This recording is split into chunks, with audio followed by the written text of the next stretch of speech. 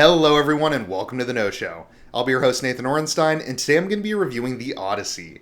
The Odyssey is written and directed by Christopher Nolan and stars Matt Damon, Tom Holland, Anne Hathaway, Robert Pattinson, Lupita Nyong'o, Samantha Morton, John Leguizamo, Zendaya, Charlize Theron, John Bernthal, Himesh Patel, Elliot Page, and Bennie Safdie.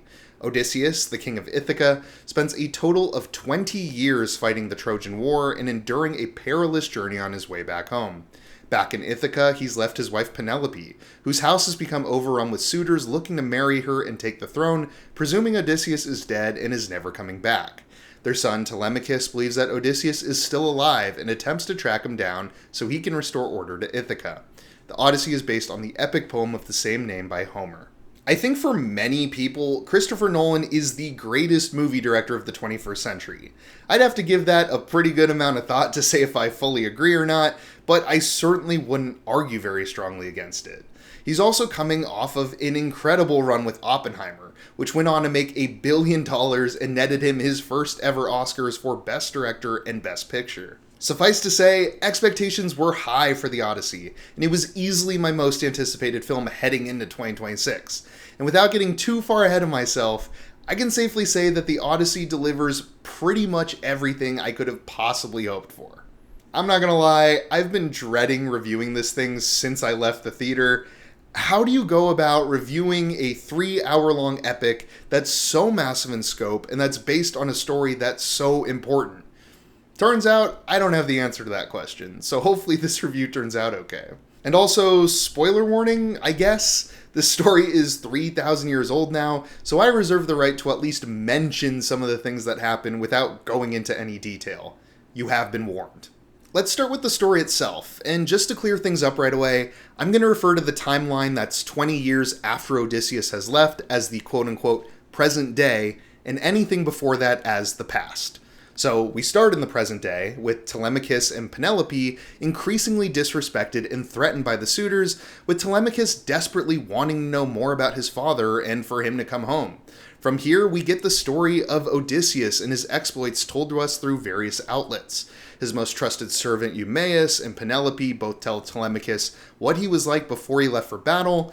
Menelaus, the king of Sparta, who fought alongside him in Troy, tells Telemachus what that was like, and Odysseus himself recounts things to the nymph Calypso as he tries to regain his memory, and so on.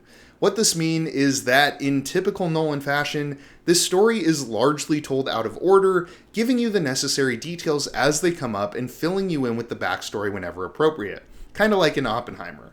He's gotten so good at this method of storytelling that it's easy to forget it's even happening. It's just so smooth and edited so well that everything flows extremely naturally. The longest continuous stretch of story progression is when we get to see Odysseus' journey through the Mediterranean Sea and his attempt to get home after the Trojan War. This is where the movie excels in basically every way imaginable. I honestly felt like I was experiencing something I'd never seen before with every passing scene in this section, with Odysseus and his crew encountering a new peril all the time. I'm not going to go into detail here, but every single hurdle that they have to overcome feels insurmountable and terrifying, and it was always exhilarating when Odysseus managed to figure a way out of it. And when Odysseus finally does return to Ithaca, it wraps everything up both narratively and thematically in a way that really is a massive cathartic payoff. I will say, this movie largely chooses to keep the Greek gods off screen, instead showing how the ever-present threat of them affects how the characters act and make decisions. I thought this grounded the film in a really exciting way, while still showing how strongly that mythos comes into play with this story. But that is probably the most notable difference between this and the original book, and I wanted to call it out. We'll talk cast next, and boy is this a big one.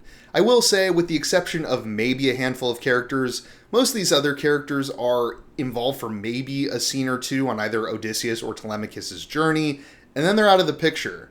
I'm not really going to talk about any of these people just in the interest of time, but do know that the supporting cast is excellent across the board. As far as the people that really eat up the screen time here, we gotta start with Matt Damon.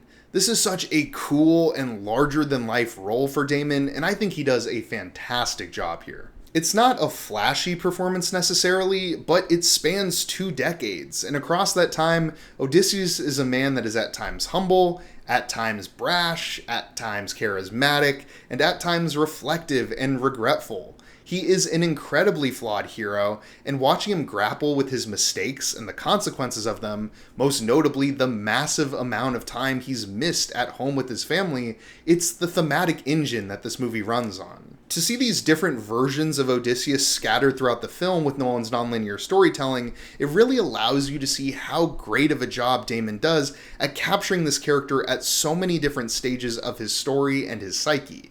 And the physicality of the role can't be overlooked either. Anne Hathaway as his wife Penelope is the emotional backbone of the film, and I think she steals every single scene that she's in. A lot is asked of her as the emotional backbone, and she more than delivers, really selling the desperation of her situation as she mourns her lost husband and what her life has become. John Leguizamo as Odysseus' blind servant Eumaeus, and Robert Pattinson as the most malevolent suitor Antinous both give great performances as two of the more important characters back in Ithaca, Leguizamo giving a surprisingly inspired performance as a man deeply affected by Odysseus' absence, and Pattinson giving a skeevy, cowardly, villainous one.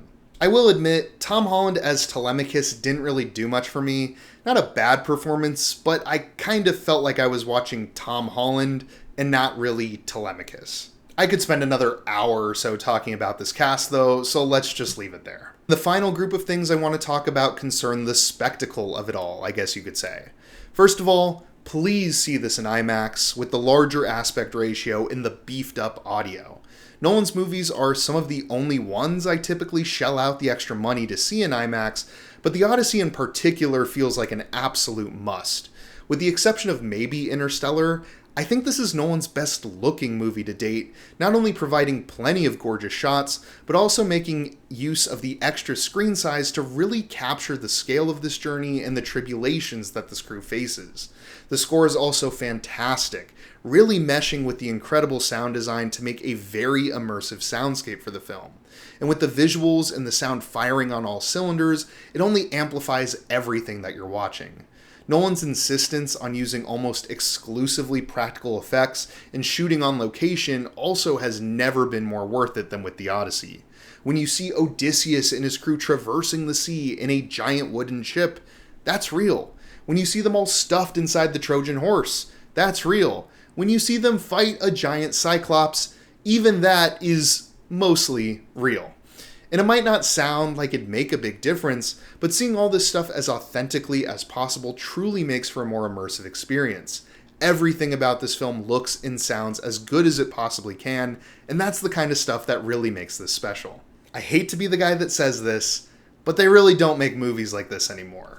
The Odyssey is a 3-hour, world-spanning epic that is constantly delivering new and exciting things to take in. It is one of those films that you have to experience in a theater in the best format you possibly can, because the sound and the visuals are such an important piece of what makes this film so good.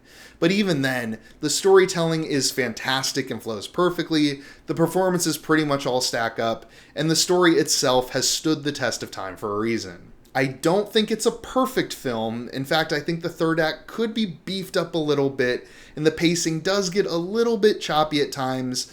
But even still, this is probably the best movie I've seen all year, and it will 100% be on my top 10 list at the end of the year. I'm going to be giving it a 9 out of 10. I feel like that review was kind of a mess, and it's a million degrees in my office, so thank you for sticking around if you did. The bottom line is just go watch the Odyssey. That's the gist of it. If you enjoyed the review, then feel free to leave a like and subscribe if you're new. And if you've seen the Odyssey already, I'd love to hear your thoughts down in the comments below. I've been Nathan Orenstein with The No Show. Thanks for watching.